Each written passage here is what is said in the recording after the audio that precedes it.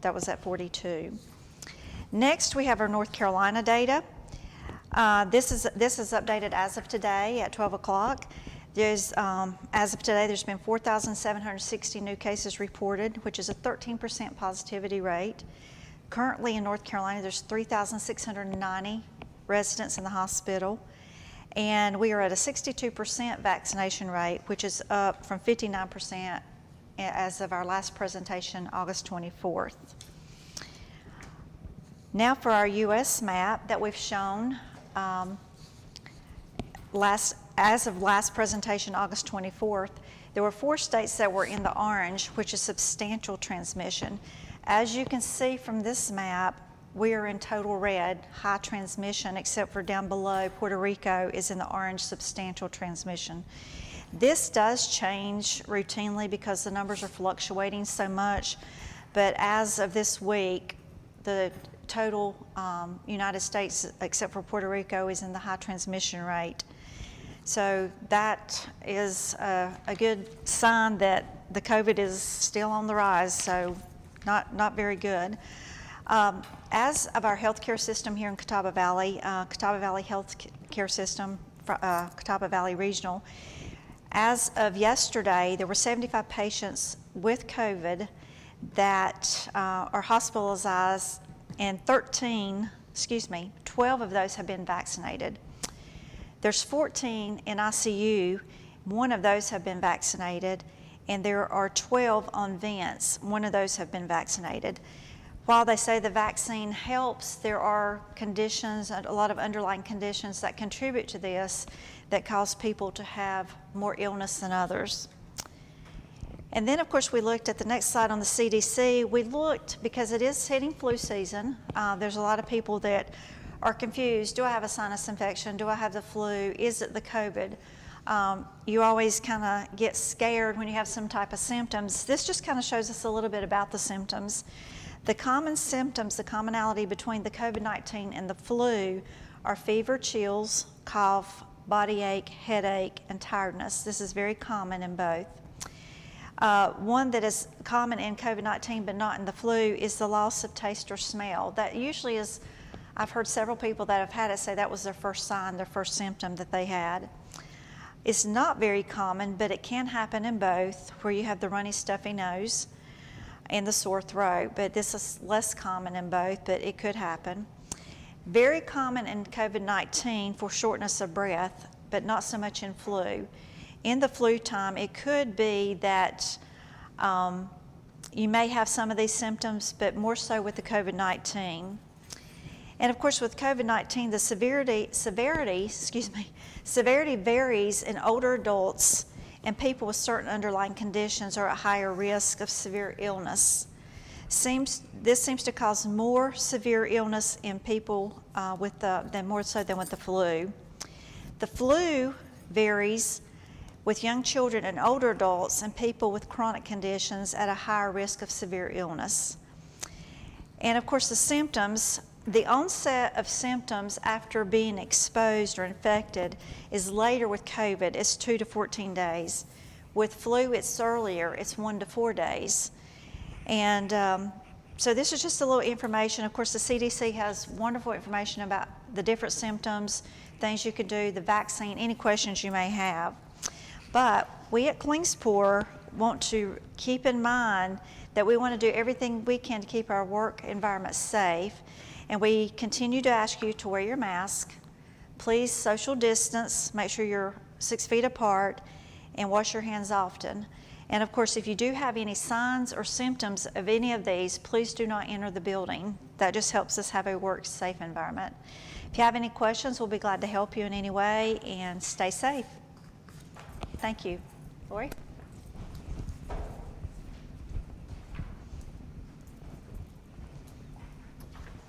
Thank you, Tammy. I would like to say that we appreciate you joining us tonight.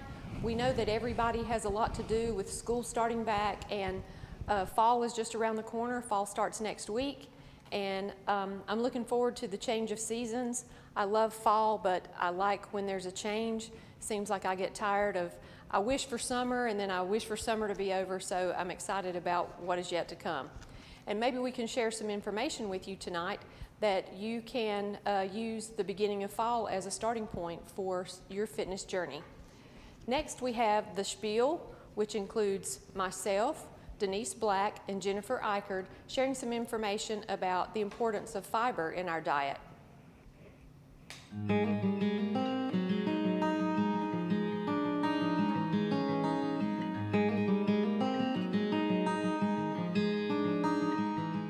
Hey everyone, welcome to today's episode of the Spiel.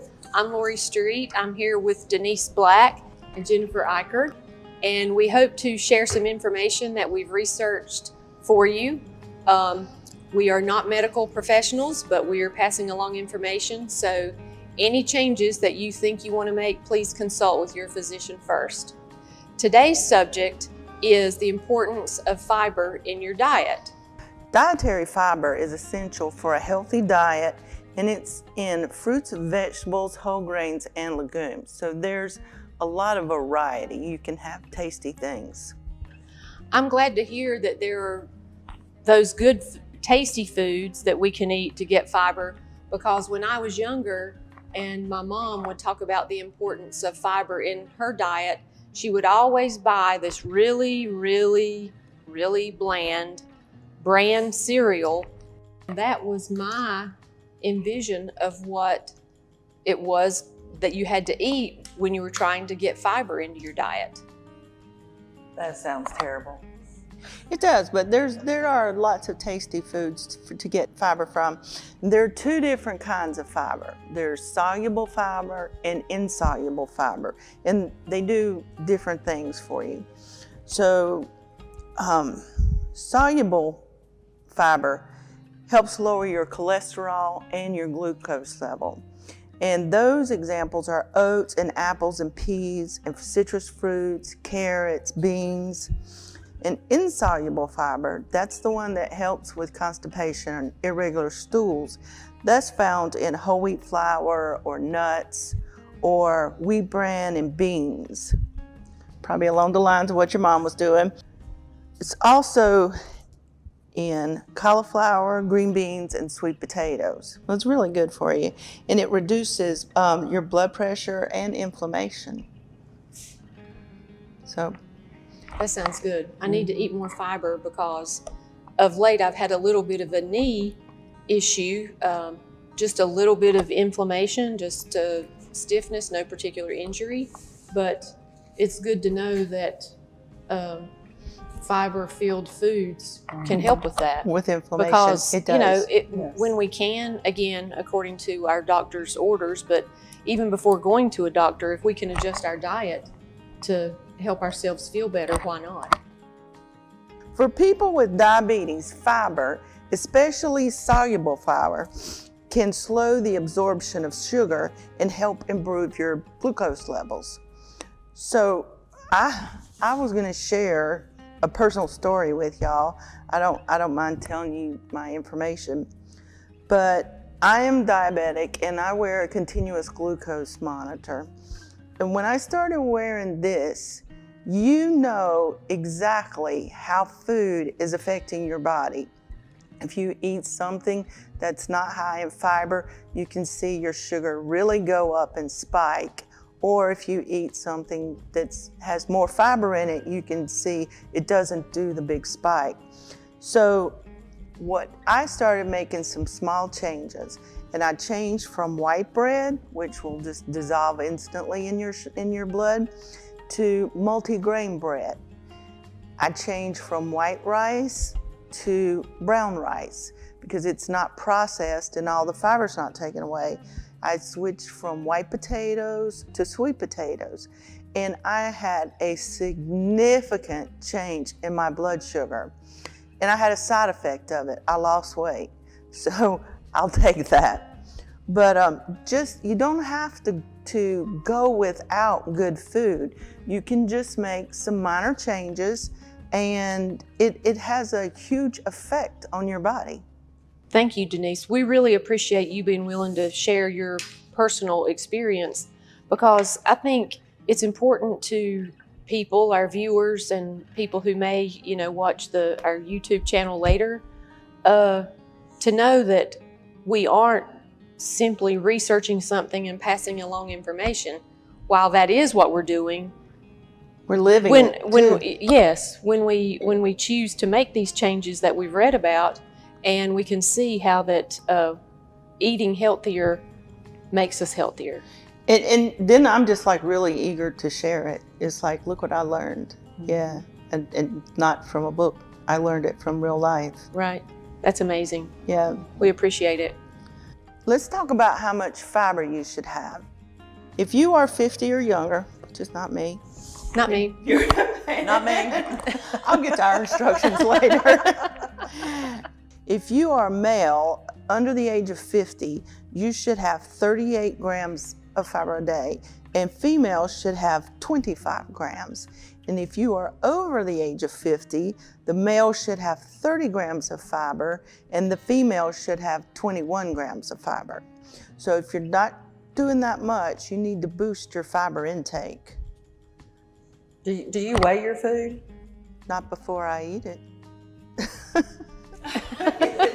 After I eat it After it's in your body? on Monday mornings, and hopefully I had enough fiber that it's not there anymore. That's a good point. That's a good point.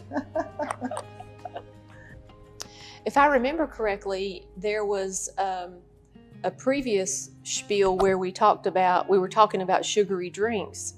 And I think that we mentioned during that show that some of the fruits that have a lot of fiber are better for us than drinking the juice of that fruit. Much better, yeah. So that's good to hear that maybe apple juice might be too sweet and give us a sugar overload, but whereas eating an apple gives us a very healthy dose of fiber. Eating the apple's better because that fiber in the apple slows down the sugar from just pouring into your bloodstream. In the apple juice, there's nothing to break down. It's already broke down, and you'll just get a big spike on your sugar. Yes, and spikes are bad. Bad. Well, speaking of fiber and how it gives you good gut bacteria, the bacteria that lives in the human body outnumbers the body's cells 10 to 1. Bacteria lives on your skin, in your mouth, in your nose, but the great majority of it lives in your gut, primarily your large intestines. So you have to eat a lot of good fiber so it will take care of the bacteria that's in your large intestine. It says there's about 500 different species of bacteria that lives in your intestine, and that's totaling like 100 trillion cells. I mean, that's a lot. I have to be honest, that number of bacteria creeps me out a little bit. It does. It does, and understandably, but we have to try to look at it like it's not a bad thing. Right, it's because necessary for our body to be healthy. Right, you have to have that bacteria, but it needs to be healthy bacteria, and the fiber is what helps with that. Because your gut bacteria is called your gut flora. And it says that, it's not a bad thing, and I agree. We need to treat it like it's not a bad thing. But it says that, basically you provide it food and shelter and a safe habitat, all in your belly. And in return, it takes care of some of the things that your human body just can't function and do on its own. So when you think of it that way, it makes it seem like it's a good thing for you to have the bacteria. The problem with most carbs, proteins, and fats, as far as like being, like she said, it dissolves faster into the bloodstream, so it doesn't ever make it to your large intestine. So you need those good sources of fiber like the oats and the nuts and sweet potatoes, things like that, and lots of raw veggies even that will hang around in your gut. So it's feeding, fibers. right, it feeds the bacteria in there, everybody gets happy, and then it helps the bad parts that are in your large intestines to flush away. So when that happens, that's when you've had to go potty and all is good. So I guess every time that we go to the bathroom during the day, we've ate some good fiber, and hopefully all the bad bacteria is going out. So that's a yay. So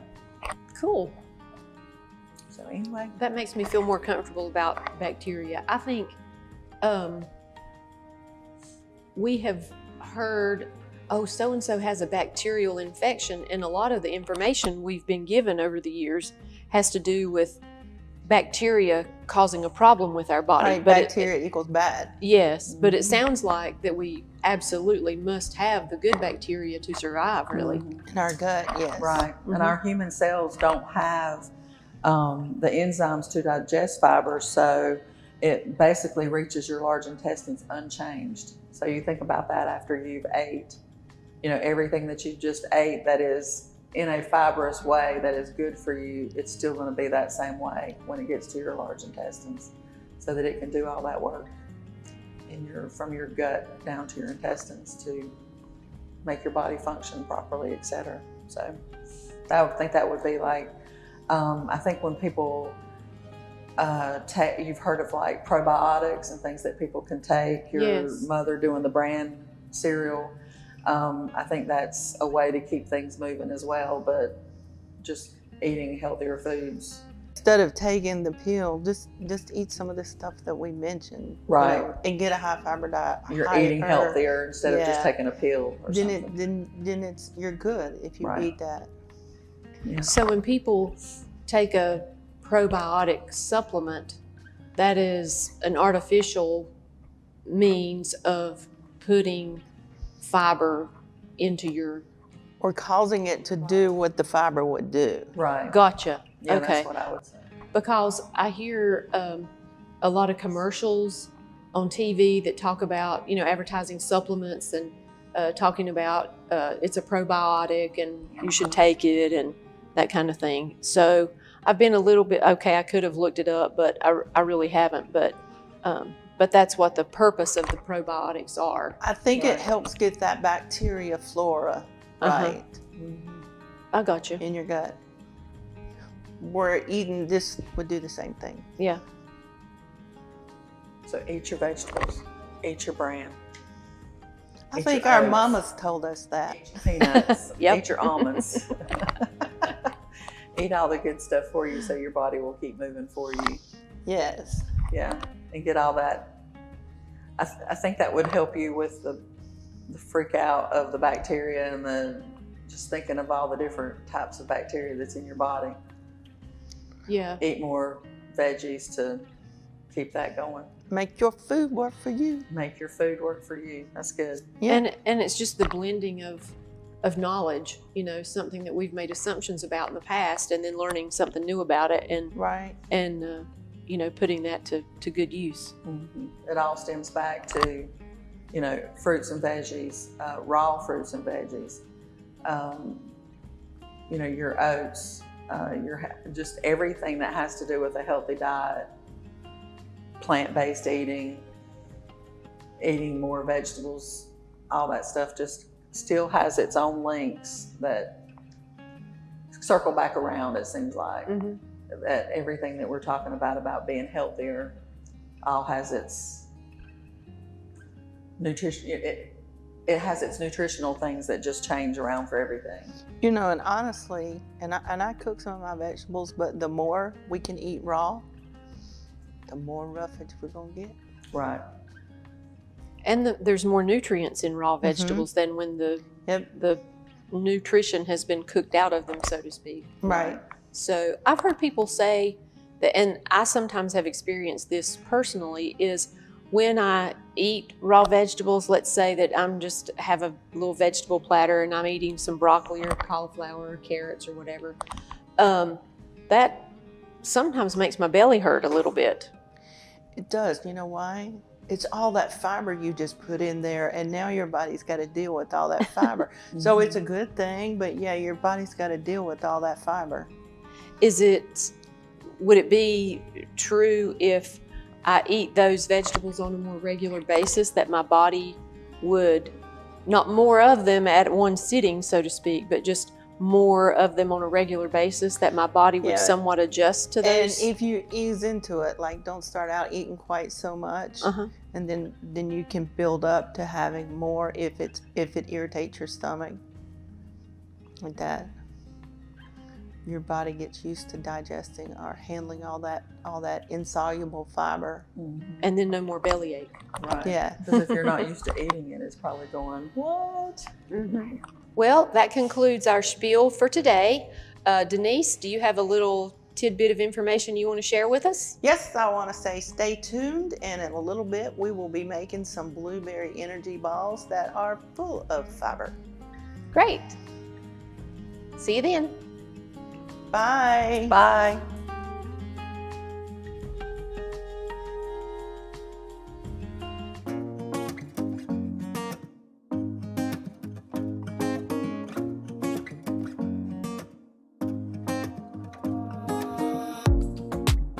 Hi everyone.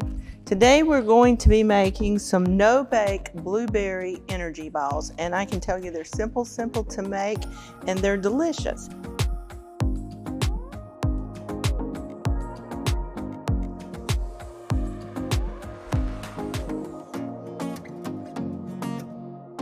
So I have a cup of blueberries in my bowl, and I'm just going to mash them.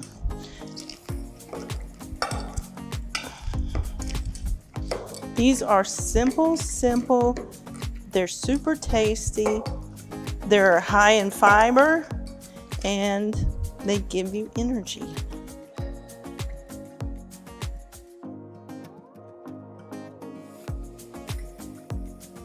Okay, so I just mashed those. I'm going to add in a 1/4 cup of agave syrup. I'm going to add in a 1/4 cup of coconut oil. Going to add in a 1/2 cup of coconut flour. And then I'm just going to stir this well. It's sort of soupy when you first start, but after a minute, that flour starts to thicken up and it gets to a place where you can actually roll it into balls.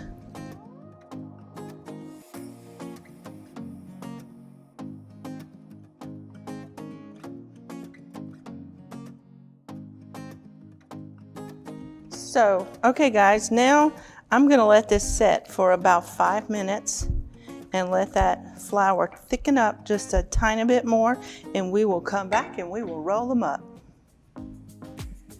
Okay, so I'm just going to roll these into balls. Not too big, just like a bite-sized ball. And I have coconut here and I have pecans here, and so I'm gonna do some of each, and then I'm gonna do some plain, because in talking with the people here, they would like to have some all the different ways.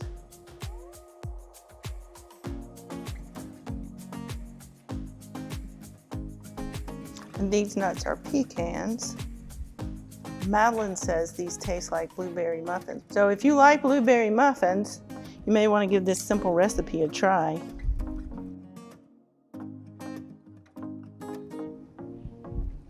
Now you can put these in the refrigerator and they will last for up to 3 days, but they don't have any preservatives in them, and I wouldn't go any longer than that, but you can put them in there for up to 3 days. And one final one. So it looks like we got about 15 snacks out of there in about 10 minutes. And they're super tasty. So thank you for watching tonight. I hope you will try this recipe. And if you do, give me some feedback and let me know what you think about it.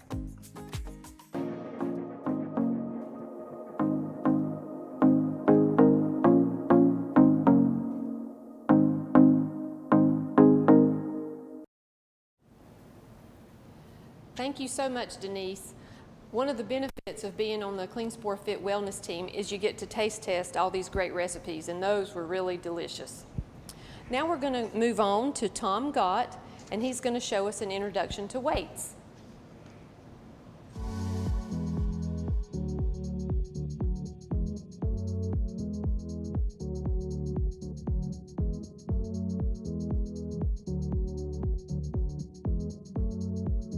Hello, my name's Tom Gott. I'm here today to talk to you a little bit about and introduce you to weights, show you the facility we have here at KlingsporFIT. Now, I'm not a trainer, I do work with a coach, and I've seen a lot of changes in the last 6 months. I wanted to try and share some of those tips and things that have been successful for me with you today. I do have a little bit of background. I played professional soccer many years ago. I've also coached. So today, just want to introduce you to some exercises that may be able to benefit you moving forward. A few things when you're approaching the weight room is number one, don't be intimidated. I know if you've not lifted weights before or been in this environment, it can be a little bit intimidating. Don't be, it's a great environment here to come out and work and to try and better yourself. Also have a plan. Don't just come in and try and throw something together willy-nilly. Having a plan and having a structure is always going to help you and give you better results. One of the biggest things, and probably the biggest thing that's helped me, is a diet. I'm not going to talk about that today, but I do think if you're looking to achieve certain results, whether that's weight loss, increase cardio capacity, build muscle, having a structured diet and a specific diet is going to be your biggest asset, alongside the exercises and some of the exercises we're going to show you today. Okay, before we start, I just want to talk about some of the terminology. Some of this may be very simple and something that a lot of you guys know already, but I just want to break it down for those of you that may not be familiar. So we're going to talk about a rep. Essentially, a rep is one repetition of the exercise. So if we're doing a bicep curl, up and down, that is one repetition. The other thing is a set. Okay, a set is how many times we're going to do a certain amount of repetitions. So if we say 3 sets of 10 repetitions, we're going to do 10 reps, we're going to rest, we're going to do that 3 times. Okay, the rest time is the period in between the sets. If you're looking to lose weight, increase cardio capacity, you want to shorten that rest time. Also with the reps, if you're looking to lose weight, increase reps, lower weight, that's going to help you see better results, quicker results. So a rep, 1 repetition, a set, how many times you're going to perform the allotted amount of reps. The rest is the period in between the sets. Tempo is one thing that I'm going to talk a little bit about briefly. You can change the tempo of the repetitions. We're going to talk about today, and what I'm going to show you is a 1-2-1-1 tempo. So essentially, 1 on the way up, you're going to squeeze for 2 seconds at the top, 1 on the way down, and rest for 1 at the bottom. Okay, so 1 up, squeeze and contract the muscle for 2, 1 down, rest for 1. That way it helps you with your form, you're not swinging, you're not swaying. You can change the tempos, and we'll talk about that moving forward. But today, and to see muscle growth, that 2-second contraction at the top of the exercise is going to allow you to see growth quicker. The other thing that we're going to talk about is that contraction. Contracting the muscles at the top of the exercise, okay, that's where you're going to see that growth. Sometimes we'll do a different tempo. We may go slower on the way down, slower on the way up, but that contraction at the top is where you're going to see the benefits. Last thing I'm going to say, what we need to do is the warm up. That can be on one of the cardio machines we have here, whether that's the bike, whether it's walking for 5 or 10 minutes, going for a little jog, or even just doing a set with a very light weight, just to get familiar with the movement, to get some blood pumping, get your heart rate up, get you nice and warm before you go into the main bulk of the session. Today we're going to talk about some chest exercises, some bicep exercises. Typically on a workout day, I would like to do a push and a pull exercise. So we're going to break it down into muscle group, and today we're going to work on chest and biceps. Very simple, and maybe give you a couple of more advanced ones if you're a little bit more familiar with the weight room and not starting out fresh. So here we go. First exercise we're going to do is one you can do at home. You're all familiar with it. Is a push-up. Anyone can do this, doesn't matter what level of fitness you are. I'm going to show you the very basic way of doing it, and then maybe some more advanced ones as well. Biggest thing we're going to talk about when we do these exercises, every single exercise we do, contracting your core. Don't need to do tons and tons of sit-ups or crunches. If you do the exercises correctly and you contract your core the whole time, you're going to see additional strength across that midsection as well. So any exercise we do, we want to contract that core. With a push-up, we want to make sure our back alignment is in neutral. Okay, we don't want to be arched, we don't want to be that way, and we'll talk about that in a minute. Most basic way, and if you're brand new to fitness, working out, incline push-up is going to take the pressure off you, okay? So, all we're going to do with an incline push-up, okay, you're going to use a bench, you can use a wall, doesn't matter. This is going to take a lot of the weight off the arms, the chest, the shoulders, okay? So very simple. All you're going to do, and it doesn't matter, the incline, your hands are shoulder width apart. All you're going to do is you're going to go down, you're going to push back up. Okay, remember the top of the exercise, want to contract for 2 seconds. There we go. Now you can do that if that's too hard, you can start on a wall, you can vary the angles to take the weight off and take the pressure off. Okay, so just going into a regular push-up, there's a couple of different variations we're going to talk about. Again, you're contracting your core the whole time, but first one, just regular shoulder width apart, hands pointed forward, okay? That's the position we want to be. We don't want to be up here, we don't want to be down there. Okay, contracting that core, going down 1 second, pushing up and contracting at the top with 2.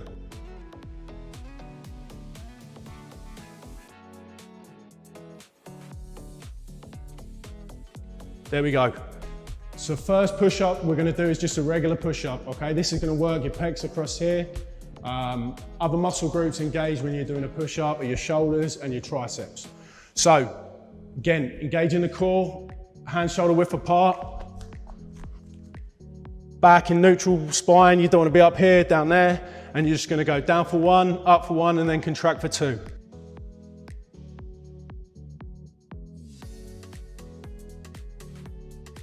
There we go. Second variation is the wide grip push-up. This takes some of the pressure off your triceps, and as it's more to your shoulders, still works your chest area. So we're just going to take our hand position from there in a regular push-up, just a little bit wider, okay? Same again, down for 1, up for 1, contract for 2.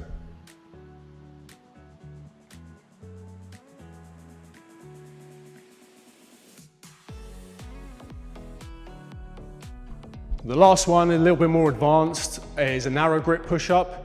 Can do a diamond, can go a little bit wider. Again, this is going to take some of the pressure off the shoulders and bring it more to your triceps. So you're just going to start with a more narrow grip. Same tempo again.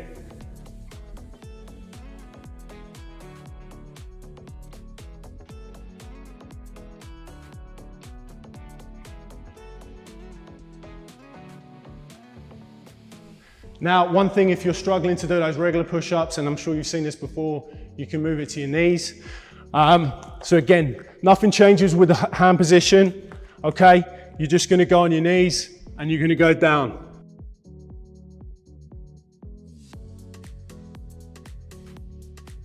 Again, this takes some of the weight off, takes some of the pressure off your shoulders, your chest, and is an introduction into exercise and push-ups. One thing you can do if you've got dodgy wrists like me, you can use a grip, or also use just 2 dumbbells to take some of the pressure and the stress off your wrist.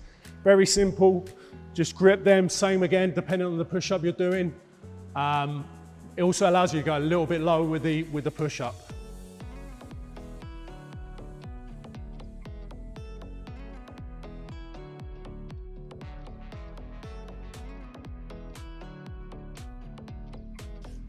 So the next exercise group we're going to talk about is bench press. Not going to really focus on using the barbell today.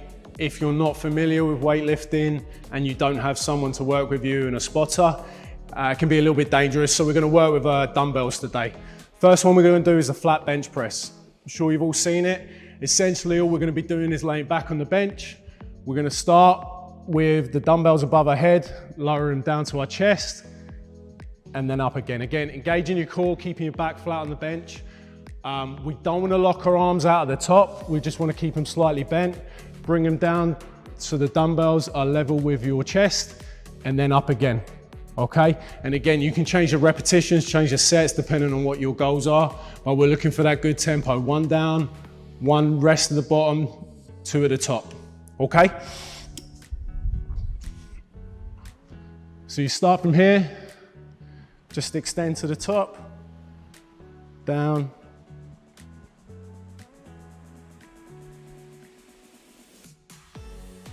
Really get that squeeze, 2-second squeeze at the top. So a flat bench press will work the entirety of the pecs and the chest. Increasing it to an incline bench press will change the focus from the entirety of the chest to the upper chest. Okay, exactly the same movements, we're just changing the incline of the bench.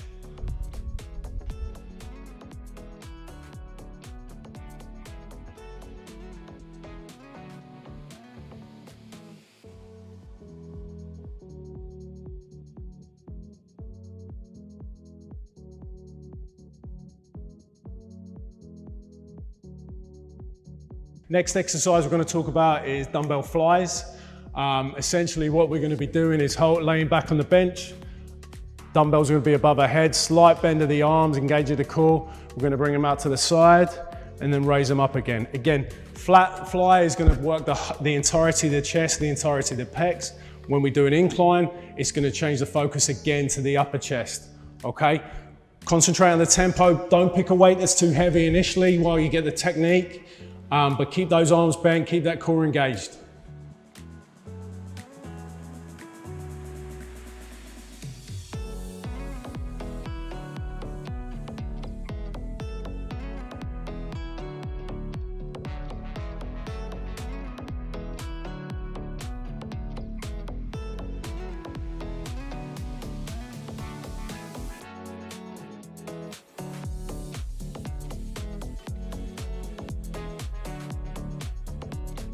We're going to work on a couple of bicep exercises now.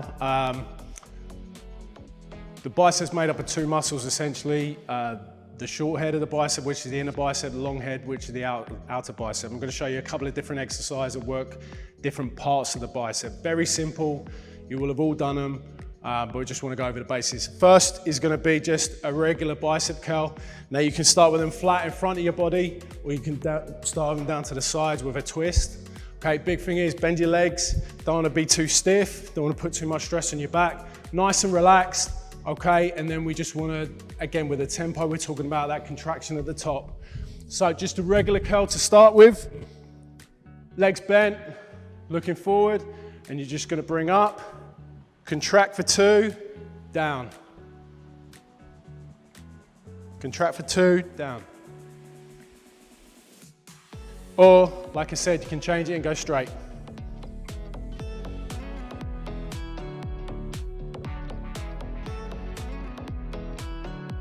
And this works the short head or the inner bicep. Show from the side one time.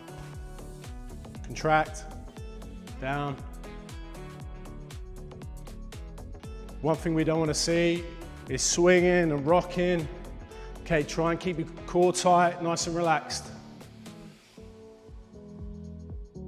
Okay, second exercise we're going to do is the hammer curl. This is going to work the long head or the outer bicep. Very simple. You're going to, again, stand in nice and relaxed, core tight. Dumbbell start down by the side, and you just, this time there's going to be no twist, just coming straight up. Okay, contract to the top and down.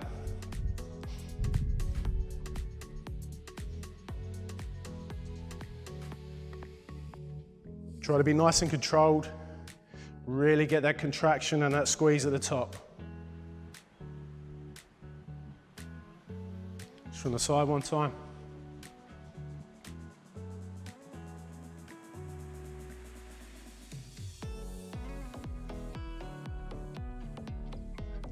Now you can do these bicep exercises at home. I know it sounds ridiculous. If you've got a can of beans, can of soup.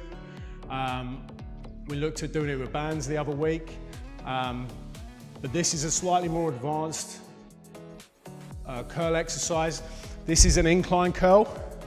Okay, so essentially we're going to start with the dumbbells down here, and we're going to look to bring them the whole way up. What this does, this stretches the long head of the bicep.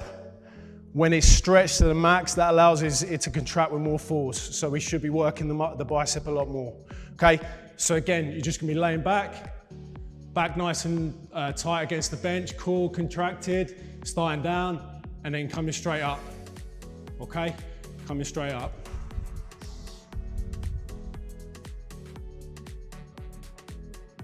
Get that contraction at the top.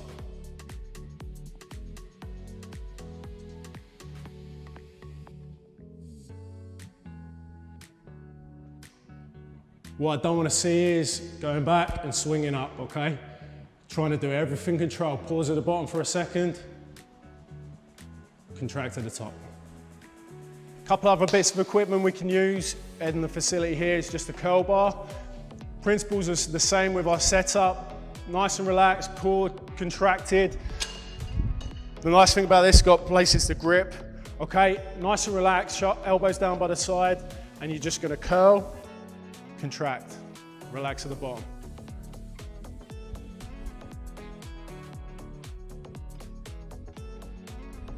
Nice and easy.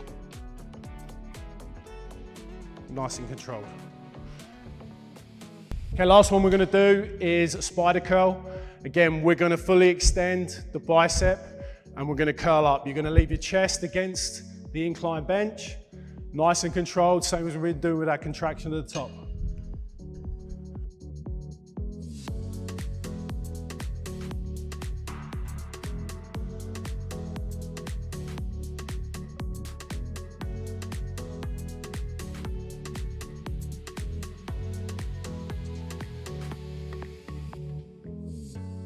Just a couple of variations you can use with a cable machine. Exactly the same exercises you can do with a cable machine. Different bars you can add. Again, nicer, better. The closer you get to the cable, the more you're gonna work. The further away, the less you're gonna work. So you just wanna stand there, narrow grip, curl up, contract.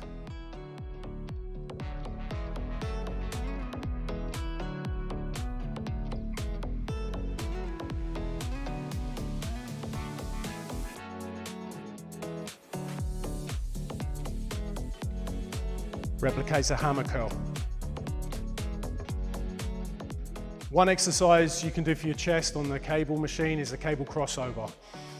You're gonna stand, you can use a split stance with this one, or legs shoulder width apart. You're gonna start, you're gonna grab both handles, okay? Engage your core, you're then gonna bring it down into the middle. This is gonna work your lower chest and some of your shoulders. Show you a couple of reps quickly. I like a split stance on this.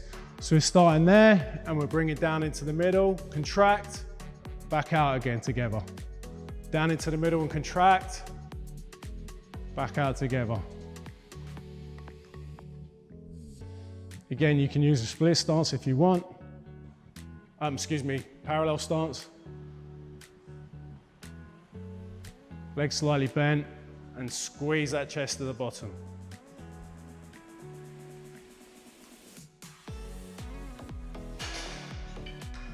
Thing with a cable machine, there's resistance on the way back as well, it's controlled. Again, you can start to incorporate them as you become more comfortable within the weight room. When you finish working out, it's very important to wipe down the equipment you've used. We have sanitizing wipes and spray.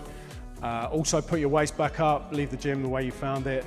If you are interested in using the facility here, you can sign up online to secure your time slot. We'll be back in a couple of weeks to show you some exercises on triceps and back. We'll see you then. Thank you.